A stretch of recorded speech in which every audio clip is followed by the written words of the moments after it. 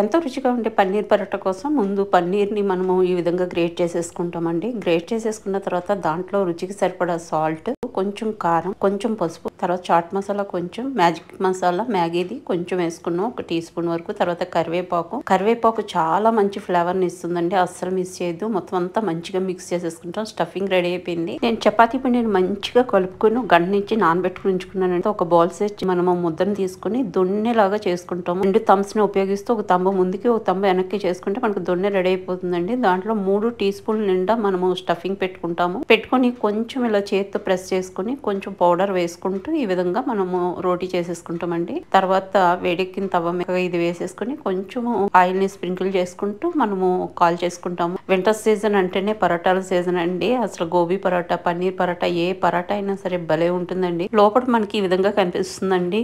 కరివేపాకు కాంబినేషన్ లో ఈ పన్నీర్ పరోటా భలే ఉంటుంది. డెఫినెట్ గా ఒకసారి ట్రై చేసి చూడండి. వేడి పరోటాలను అప్పటికప్పుడే అట్లా తింటే భలే టేస్టీగా ఉంటుందండి.